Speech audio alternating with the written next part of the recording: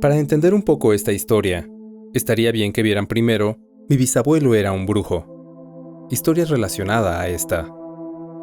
No es obligatorio, pero esto es para que quede claro de quién estamos tratando y para que se sientan familiarizados con este hombre de mediana edad, de barba larga, apenas unas canas en su cabellera y mirada cansada, que cruzaba la sierra de Chihuahua aquel noviembre de 1961.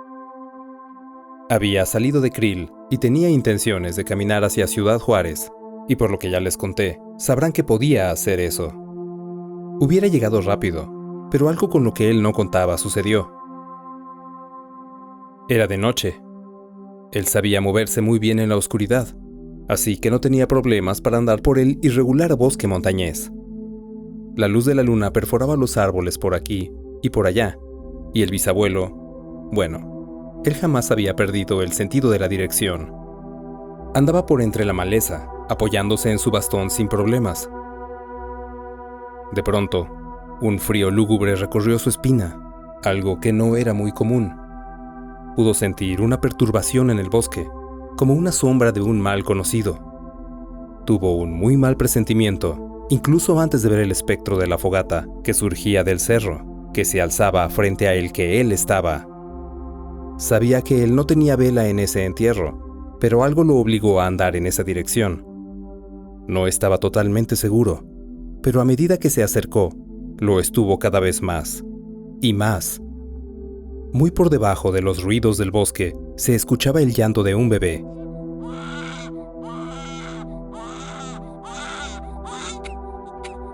Apresuró su paso hasta que el llanto se hizo aún más audible, y, en el fondo, un coro de susurros se hizo presente. Las nuevas voces llenaron el bosque y la sierra, hablando de cosas horribles y monstruosas. Poco a poco, la densidad del bosque fue desapareciendo, hasta que el bisabuelo pudo ver la enorme hoguera. Esta estaba en un pequeño claro, y desde el interior de esta había un zumbido constante, como si estuviera dentro de un panal de abejas. Por debajo de este zumbar, se seguían escuchando los agudos quejidos del infante, y, por debajo de estos, el coro de susurros que seguían pronunciando sus blasfémicas oraciones. Fue hasta que dio un rodeo que el bisabuelo pudo ver, al otro lado de la enorme llama de la hoguera, una congregación de cuerpos desnudos que le daban la espalda. Se reunían en torno a un punto, y de ese punto surgía el llanto. En cuanto el bisabuelo puso pie en ese claro y la luz de la hoguera lo tocó, el zumbido se detuvo, e inmediatamente después de él, los susurros. Todos los cuerpos se giraron hacia él lentamente. Todas eran mujeres, casi todas jóvenes, y casi todas de incomparable belleza. Y todas tenían una mancha de sangre en el rostro. Clavaron sus ojos en él, y él hizo lo mismo. Se acercó un poco más y pudo ver el origen de la sangre, así como también del llanto.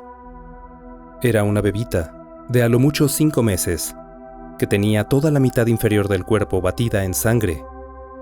Estaba en medio de todas aquellas hijas del diablo, recostada, con una piedra en forma de molcajete, en la que se acumulaba su sangre. No dejaba de gritar de dolor. El bisabuelo, alarmado por la imagen, se apuró a atravesar ese aquelarre demoníaco y tomar al bebé de la piedra en la que se encontraba, sin miedo a lo que le pudiera pasar. Las brujas no dijeron ni hicieron nada hasta que el bisabuelo hubo salido del claro y del alcance de la fogata. Entonces, pudo escuchar sus risas, primero reluctantes y luego cada vez más confiadas e histéricas. No les prestó mucha atención en ese momento, porque estaba muy preocupado por la salud de la bebita. Toda la piel de su piernita derecha había desaparecido. Podía ver el hueso de su piecito. Le sorprendía que siguiera despierta. Supo de inmediato que no se iba a salvar porque la intensidad de su llanto había decaído. Era natural, tomando en cuenta la cantidad de sangre que había en la roca de la que la había recogido. Él sabía que la pequeña ya estaba sentenciada a morir, incluso antes de que hubiera podido ver la fogata en el bosque. Se la llevó tan lejos como pudo de aquel fuego, usando una mano para cargarla y la otra para apoyar su bastón. Al poco tiempo, la bebita dejó de llorar y él, que en su vida había podido manipular muchos aspectos de la naturaleza, pero que no tenía ningún poder sobre la vida, no pudo evitar lo inevitable. Se escuchó tratando de convencer a la bebita de que aguantara, que podrían salvarle la vida si llegaban al pueblo. No tuvo caso, porque la bebita estaba dando sus últimos suspiros. Sus ojos ya estaban cerrados, su pulso era ya casi nulo, su pancita subió y bajó sus últimas veces.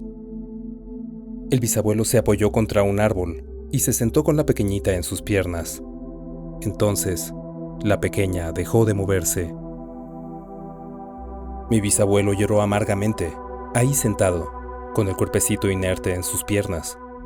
Se permitió tan solo unos momentos de dolor, porque las risas de las asesinas inmundas se acercaban. Y no era como si se acercaran de una dirección en específico, sino que parecían venir de todas partes. Ahora se escuchaban a lo lejos, ahora muy cerca, ahora como si estuvieran ahí, a su lado, ahora como si estuvieran encima de él. Se burlaban y se desplazaban por todas partes, como si estuviesen hechas de aire. No le importó a mi antepasado. Se tomó la molestia de arrancar parte de su camisa para enredar el cuerpecito en ella. Cavó con sus manos una buena zanja en la tierra, al pie de ese árbol, y en él depositó a la pequeñita, a la que ni siquiera había conocido, pero a la que jamás olvidaría. Al tener él una hija, mi abuela, le dolía pensar que la criaturita tenía una familia que jamás sabría qué fue de ella. Alrededor de él, las risas de las brujas proseguían, solo que parecían ya no alejarse tanto y acercarse a él cada vez más. Mi bisabuelo todavía se tomó la molestia de dedicar una oración católica de 5 minutos a la pequeña, por encima de las burlas. Al levantarse, las encontró a su alrededor. Ya no reían, lo veían en silencio. Las ignoró una vez más y las pasó por alto. Nunca entendí por qué lo dejaron ir, pero creo que lo hicieron porque no pensaban que fuera a lograr escapar del bosque. Pero antes del amanecer, el abuelo ya había salido de la arboleda y seguía su camino al norte de la sierra de Chihuahua. El camino consistía en una amplia planicie con tan pocas irregularidades que podría decirse que era uniforme. El bisabuelo la seguiría hasta llegar a Madera para descansar. Como sea, sus planes, que de por sí ya habían sido alterados, se vieron cambiados una vez más. No se dio cuenta de esto hasta ya casi mediodía, cuando el bosque había quedado muy atrás. Pero desde que sintió la presencia extraña a sus espaldas, supo de qué se trataba. No creía que las hijas de Satán lo dejaran ir, así como así. Ese fue el inicio de lo que él creyó un juego de voluntad. Ignoró esa sombra a sus espaldas durante todo el día. No miró atrás ni siquiera para cerciorarse de que estaba en lo cierto. ¿Se convencería de lo contrario si volteaba y no veía nada? Probablemente no. Las brujas de esa naturaleza eran muy astutas, muy poderosas y sobre todo muy malignas. Él no quería tener nada que ver con las de su clase. Eran unas asesinas y consumidoras de vidas. Eso no evitó que terminara viéndola. Fue cerca del final del día, justo después de poner su fogata para pasar la noche. Ahí estaba ella, no muy lejos del fuego, apenas recibiendo parte del espectro de las llamas en su piel desnuda y pálida. Una bella joven, de apenas unos 16 años, de rubios y largos cabellos, grandes y penetrantes ojos verdes. Estaba sentada con sus piernas cruzadas ante ella, y no hacía nada más que mirar al bisabuelo. Él le dedicó una breve mirada, pero la ignoró el resto de la noche. Es verdad que no pudo dormir tan bien como le hubiese gustado, pero no se inmutó más por su presencia de lo que se hubiese inmutado por una polilla o una cucaracha. Cuenta mi padre que, al despertarse al día siguiente, contrario a lo que hubiese esperado, ahí estaba ella otra vez, un poco más cerca de los restos de la fogata.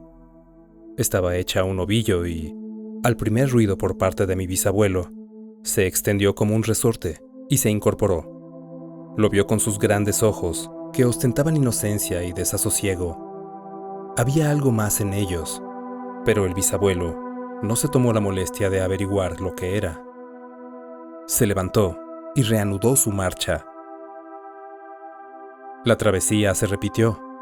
Anduvo todo el día hacia el norte sin detenerse.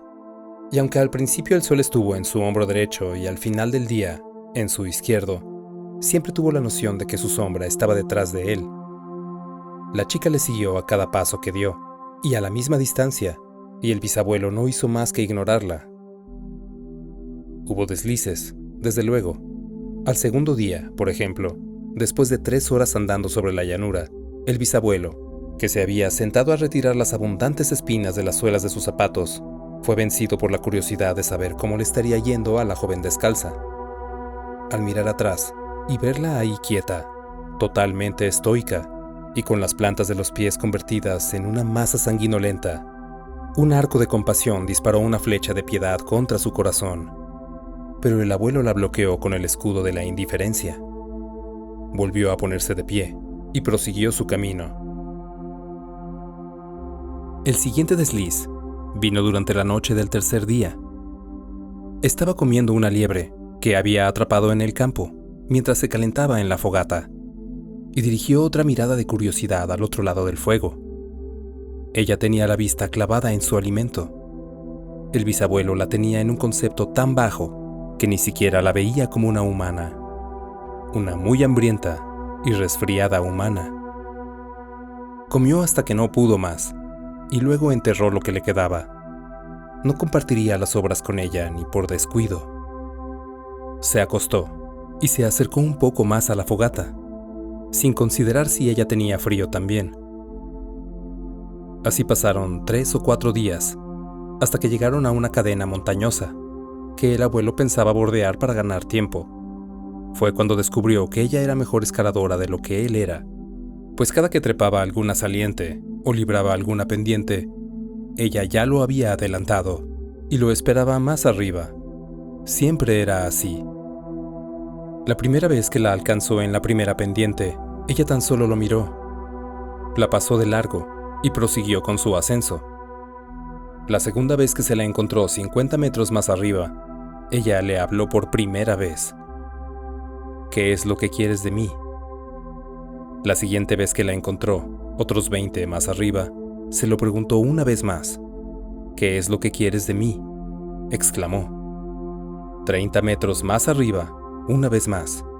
¿Por qué no me respondes? ¿Qué es lo que quieres? Otra vez varios metros más arriba. ¿Qué es lo que tengo que hacer? ¿Qué quieres que haga? Gritaba con lágrimas, amenazando con brotar de sus ojos. El bisabuelo no dejó que estos detalles le perturbaran y siguió su camino. Antes de mediodía, ya había bordeado el cerro y seguía la planicie rumbo al norte. La bruja no dejó de atosigarlo con sus reclamaciones y sus preguntas por el resto del día y parte del atardecer. Se cansó ya caída la noche, cuando el bisabuelo ponía la fogata. Ese día no había tenido suerte consiguiendo comida, así que se dedicaría a dormir. O eso hubiera sido si no hubiese acontecido lo siguiente. Poco antes de medianoche, un aullido penetrante rompió el silencio y puso en estado de alerta a la joven. El bisabuelo la vio mirando en todas direcciones de manera nerviosa, como un conejito. Sabía que había sido para ella. No pasaron ni 5 minutos antes de que aparecieran los coyotes en las proximidades, y por la manera en que se aproximaban, el bisabuelo supo que no eran animales comunes. Venían directos, decididos, como con una misión. La joven bruja miró hacia mi abuelo por encima de la fogata, luego hacia los coyotes que habían llegado desde el sur. Él se levantó alarmado por la imagen de los monstruosos animales, que, sin sentirse alarmados por su presencia, se le echaron encima a la joven. Alguna vez había escuchado que las brujas en la antigüedad mataban a las desertoras que traicionaban al clan, pero nunca se había imaginado que presenciaría dicho evento en toda su vida. La joven gritó, y gritó cuando los caninos le clavaron sus colmillos en el cuerpo y la arrastraron lejos de la fogata. Impresionado por la imagen, él se apartó un poco mientras veía a los coyotes, que no podían ser menos de 6, arrancar tirones de la piel de la joven, mientras ésta se bañaba en su propia sangre. Un ruido que venía de detrás de él lo distrajo. Un coyote más, de pelaje gris y negro, estaba ahí junto a él, viéndolo con expresión hambrienta y despiadada. Tomó su bastón y se aproximó a la fogata, pero el coyote no pareció menos determinado a echársele encima. El bisabuelo ya había tratado con coyotes en el pasado, pero a él le constaba que ese no era un animal. El monstruo le mostró los colmillos y se acercó un poco más, y un poco más. Ya hemos hablado de cuán viejo era, y su estado de salud, su estado físico, y, por tanto, creo que todos se pueden hacer una imagen de aquel hombre, moreno, de piel curtida por el sol y algunas canas en su cabeza, un poco encorvado, de mediana estatura y nada impresionante. Si todos tenemos esa imagen en la cabeza, jamás podríamos imaginarnos cómo podía ser posible que las cosas le salieran siempre a la perfección. Pero así era.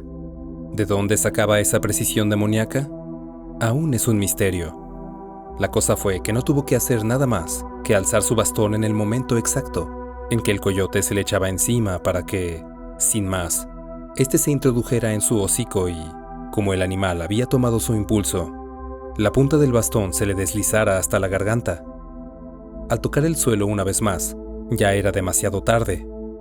Intentó retroceder para sacarse la obstrucción del cuerpo, pero el abuelo avanzó con él y le empujó aún más adentro, y más, y más. Los chillidos lastimeros que se filtraron a través del bastón advirtieron al resto de la manada. Los otros coyotes se aproximaron a brindarle auxilio a quien más que probablemente era el líder de la manada, aunque ya era demasiado tarde. El animal tenía ya más de las 3/4 partes del bastón del abuelo dentro de la boca, para cuando los otros se dieron cuenta. Estaba en el suelo haciendo ruidos de estrangulamiento. Al verlo, los otros se echaron a correr despavoridos hacia el sur. El bisabuelo siguió mirando, mientras la vida se le iba al animal traicionero. Parte de él tenía curiosidad de si, una vez muerto, su verdadera forma se revelaría. Había escuchado que había tribus que tenían el poder de cambiar sus formas a voluntad para parecer animales. Si ese había sido el caso, nunca lo supo. Un gemido lastimero llamó su atención. Se volvió hacia atrás. La joven, que ahora era un trozo de piel consciente batido en sangre, gemía de dolor en el suelo de aquel desierto. En el corto periodo que le perteneció a los coyotes, le habían arrancado tirones de piel de las piernas, de los brazos, de los costados, y tenía también una enorme herida en el cuello que se oprimía con las fuerzas que le quedaban. Era ridículo, ya que la sangre se le escapaba por todo el cuerpo, y ella pensaba que, por estar en su cuello, esa herida era más importante. Estaba echada sobre su costado bueno y tiritaba. Al rodearla, el abuelo vio que sus ojos estaban abiertos, pero contemplaban el vacío. Nuevamente aclaro que no tengo ni la menor idea de cómo fue esto posible, pero antes del mediodía, las puertas del Hospital de San Ángel de la ciudad de Saltillo, Parral, se abrieron y entró un anciano fatigado y encorvado, y sobre los hombros llevaba a una muchachita de apenas unos 16 o 17 años, hecha un ovillo de carne y sangre. Seguía viva, pero no duraría si no se le daban las atenciones necesarias. Los médicos inmediatamente se pusieron manos a la obra, acercaron una camilla, la limpiaron, le dieron ropa, le regresaron la sangre que había perdido, le hicieron curación, le pusieron la antirrábica, la cosieron, etc. Obviamente la policía arribó a la escena de inmediato, y como el bisabuelo seguía en la sala de espera, lo interrogaron. Él, como siempre hacía, contó nada más que la verdad. Como era de esperarse, la policía no le creyó nada, y le dijeron que harían más averiguaciones acerca de él. Si han seguido la historia de mi bisabuelo, sabrán que no le preocupaba en lo más mínimo la autoridad de la policía, pero igual permaneció en el hospital. ¿Por qué?, se preguntarán. Porque después de haberla ignorado durante varios días, por todo el desierto de Chihuahua, se había tomado la grandísima molestia de llevarla ahora al hospital, de ponerse en la mira como el principal sospechoso, y todavía tener la compostura de quedarse en ese cuarto de espera, en esas incómodas sillas, rodeado por ese horrible ambiente médico, olor penetrante a cloro, por los siguientes 4 días, hasta que ella volvió a estar consciente. Obviamente no fue el primero en hablar con ella. Las autoridades se acercaron de inmediato a tratar de averiguar si él había tenido algo que ver con su condición, pero ya fueran las autoridades, los médicos, las enfermeras, los psicólogos, etc., quien le hiciera preguntas, no salió ninguna palabra de su boca. No le dirigió la palabra a nadie, no dijo ni una sola sílaba. Se le interrogó por 2 días, y al tercero, las autoridades decidieron que no tenían vela en ese entierro. Si el bisabuelo tuviese algo que ver, no la habría llevado al hospital en primer lugar. Después de 4 días, el abuelo por fin pudo entrar en la habitación de la bruja. Eran aproximadamente las 11:30 de la mañana, cuando entró y se sentó en la silla de las visitas. Ella se le quedó mirando. Fue exactamente a las 12:45 minutos que ella le dirigió las primeras palabras. ¿Por qué me trajiste?, quiso saber.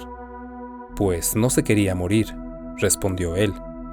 Ella respingó, quizá por escuchar la voz del bisabuelo por primera vez. Quizá no se imaginaba que su voz fuese tan común. ¿Ahora te importo? Había reproche en ella. No sé.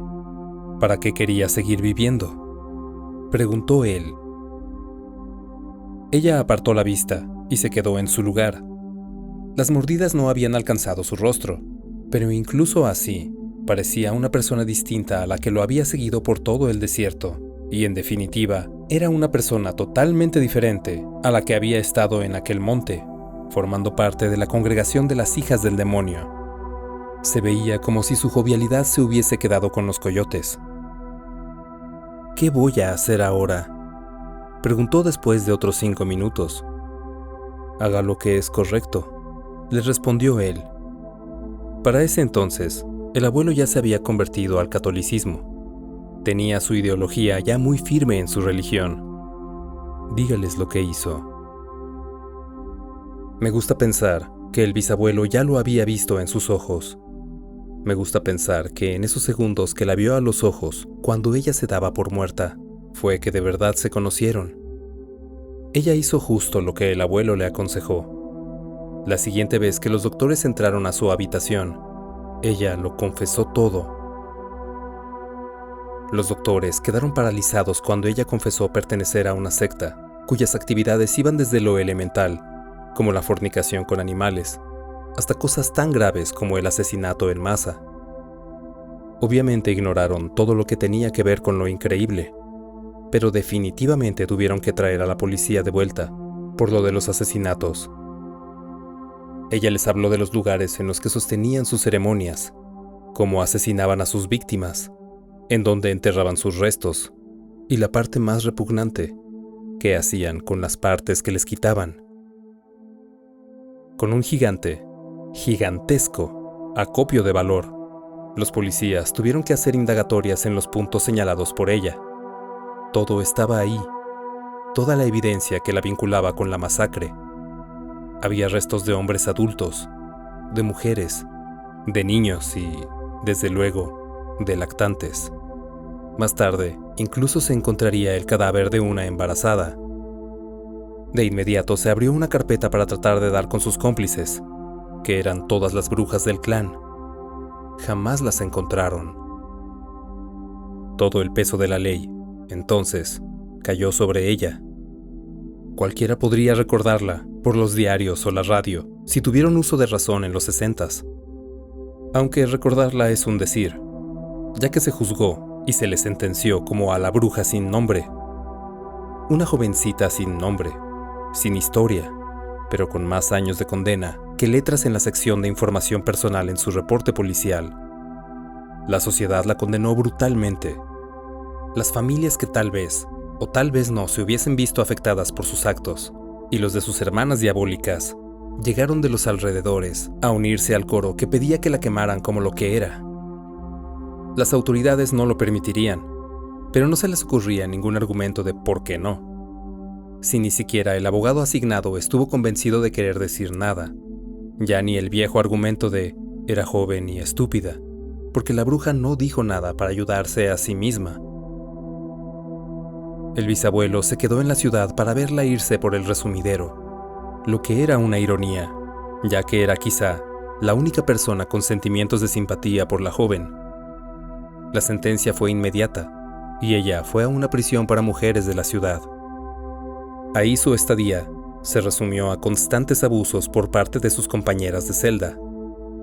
Obviamente, muchas de las internas condenaban sus actos tanto o más que la sociedad afuera, y ellas la tenían al alcance para castigarla.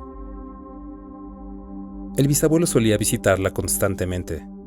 Casi nunca se decía nada, tan solo iba y la sacaba de su celda para estar con ella ahí, sentado, frente a frente. Quienes no sabían, casi todos, juraban que era su padre, y estaba demasiado avergonzado para dirigirle la palabra.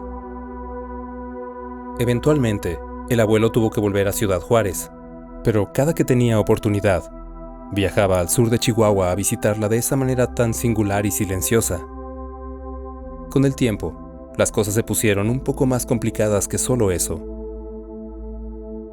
Ella siempre tenía nuevos moretones cada que el abuelo la visitaba, pero circulaban los rumores que muchos de esos no se los hacían las internas.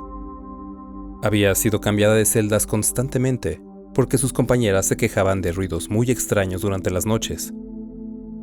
Algunas de las internas actuaban de manera hostil en su contra por ello. Otras se espantaban. Otras suponían que ella hacía los ruidos. Pero si algo tenían todas en claro, era esto. Había algo muy antinatural en ella. Sin importar cómo reaccionaran a ello, a todas las ponía nerviosas. Los custodios de vez en cuando también escuchaban cosas que les ponían los pelos de punta en su celda, pero ellos estaban obligados a creer que era ella misma. Sin importar que se le separara de las demás, se le dieran medicamentos, se le atara a su cama, las cosas extrañas que le sucedían nunca terminaban. Los moretones y las heridas extrañas seguían apareciendo. ¿Esto es lo que querías?, le dijo al bisabuelo en una de sus visitas en la que la encontró especialmente herida y en un estado deplorable. Sus mejillas estaban inflamadas, uno de sus ojos estaba totalmente teñido de rojo, una de sus fosas nasales parecía haber sido estirada hasta que se rompió. Tenía un diente roto, estaba llena de moretones y su olor era asqueroso. Era como si se estuviese degradando. ¿Es así como querías que terminara? ¿A esto se llega con hacer lo correcto? Mírame, soy un monstruo, le reclamó de una manera tan furiosa y levantándose de su silla. Los guardias se prepararon para saltar sobre ella en caso de que se llegase a salir de control. Hice lo que me dijiste que hiciera, dejé a las mías por tu culpa, renuncié a mi forma de vida, no he hecho más daño a nadie. He dejado que me traten como a una basura en este lugar desde que llegué, y he soportado. ¿Para qué he soportado tanto? ¿Cuál es tu maldito plan? ¿Tienes idea de lo que sigue o nada más lo inventas mientras se te ocurren estupideces? ¿Ese es tu plan? ¿Que muera aquí? El bisabuelo la escuchó hasta que terminó de desahogarse sin decir nada, ni demostrar emoción alguna. ¿Qué quieres de mí?, preguntó ella otra vez. Sé que se puede ir cuando quiera. Si se quiere ir, váyase. Está aquí porque hay una fuerza mayor que la hace soportar. Está aquí porque está peleando. Por un lado, está su existencia. Por el otro está la existencia de su alma. Si sigue aquí, es porque ya no está segura de cuál es más importante. Usted decide. ¿Prefiere su vida ahora o su alma?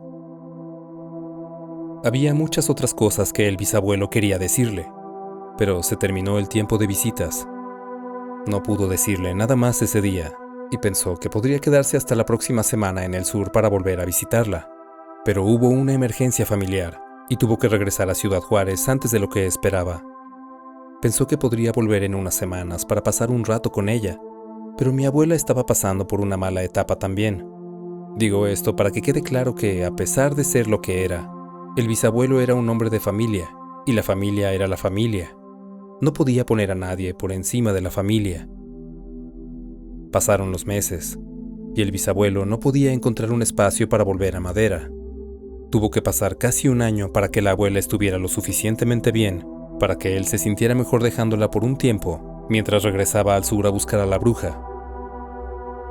Hace más de 2 meses que ella ya no está aquí, le dijo la custodia al bisabuelo una vez que logró volver y acercarse a la penitenciaría. Se la llevaron al reformatorio Ayotzinapa. Este lugar era una prisión de índole religioso. El abuelo de inmediato fue a ese lugar y pidió verla, pero le explicaron que no estaba en condiciones de ver a nadie. Obviamente pensaron que era su padre. Una mujer vestida de monja lo escoltó a una de las habitaciones más alejadas del reformatorio, una habitación médica. En esta había cerca de 3 camillas y sobre ellas había 3 pacientes. En la de la orilla había una paciente que, a diferencia de las demás, estaba atada a su cama por medio de correas y cinturones de seguridad. Era una mujer mayor de cerca de 70 años, o al menos era lo que parecía. Todo su rostro estaba desbaratado de golpes. Estaba calva en varias partes de su cabeza. Su cabello estaba enmarañado y tenía un terrible olor. Tenía moretones por todo su cuerpo y una de sus piernas estaba enyesada hasta la rodilla. Respiraba a través de una mascarilla de oxígeno. La monja le puso una mano en el hombro para ver si estaba despierta y ella inmediatamente abrió los ojos. El bisabuelo inmediatamente vio que sus ojos ya no miraban en la misma dirección. Su ojo izquierdo lo miró a él y el otro seguía mirando a la pared. Al verlo sonrió y él pudo ver, incluso a través de la mascarilla de oxígeno, que le faltaban bastantes dientes. Ella se retiró la mascarilla para poder ver cara a cara al abuelo. Tenías razón, siempre la tuviste. Prefiero mi alma. El bisabuelo llorando le llenó la frente de besos, y ella también estalló en llanto, y se abrazó a él. ¿Alguna vez han escuchado el llanto de una bruja? El bisabuelo sí. Dijo que, con todo respeto, era la cosa más hermosa que jamás hubiese escuchado. Ella murió 2 días después en ese reformatorio. Se le pagó una sepultura con dinero del Estado, una muy barata. Ya fuese que hubiera muerto hace mucho tiempo, que ni supieran de su existencia, o que ya ni les importara, ella no tenía familia. Nunca había sido visitada por nadie, además del bisabuelo. Esa era la razón por qué aquel día 10 de marzo de 1967, cerca de las 4:30 de la tarde, un día nublado y lluvioso, al pie de aquella sencilla tumba en la orilla de aquel panteón municipal, tan solo se encontraba mi bisabuelo, 2 monjas, y un padre, que por cierto ya se estaban marchando, puesto que ya habían concluido el ritual del entierro, para hacer acto de presencia. Y, desde luego, estaba esa figura alta, encapuchada y de cuernos sobresaliendo de la capucha, que se refugiaba a unos 10 metros de la tumba, bajo un árbol, a quien el bisabuelo había hecho todo lo posible por ignorar desde que había llegado. Una vez se marcharon los religiosos, el bisabuelo se quedó ante la tumba, con aquella presencia haciéndole compañía desde su lugar bajo el árbol. Así se quedaron por cerca de 10 minutos, hasta que percibió con el rabillo del ojo que aquella figura comenzó a moverse hacia él. Entonces se dio la vuelta y se alejó sin nada de prisa. Pensaba en ella, en cómo la había conocido y en la persona en la que se había convertido. Entonces algo sucedió. Las nubes se apartaron un poco para dejar ver el sol del atardecer. Una suave y cálida luz lo bañó, perforando la neblina y haciendo centellear las gotas de lluvia que caían del cielo. Aquel día sombrío por un momento lució de un dorado hermoso. Entonces el abuelo lo supo. Se volvió con toda la intención y ya no vio a la figura encapuchada. Tan solo un montón de tumbas, entre ellas la de la bruja. Todos hemos escuchado que al diablo no se le puede ganar, que es mejor dar la vuelta y alejarse de él, pues yo creo que sí hay una forma de vencerle. El abuelo la descubrió ese día. Obviamente, con el paso del tiempo, esa tumba se volvió un lugar de culto. La gente la profanó de muchas maneras. Destrozaron la cruz, ponían grafiti de bruja en su lápida, la orinaban. Algunos dementes iban a hacer juegos satánicos en ese lugar. Una secta incluso intentó exhumar su cadáver, y lo hubiesen logrado de no ser por los oficiales que patrullaban la zona. Cuando se le hablaba de esto, la respuesta del abuelo era la misma. Hicieran lo que hicieran, ya no había ninguna bruja enterrada ahí. Lo que se necesitaba salvar de ella ya había sido salvado, y lo demás no importaba. El abuelo peregrinó al sur a visitar la tumba de la joven varias veces antes de morir.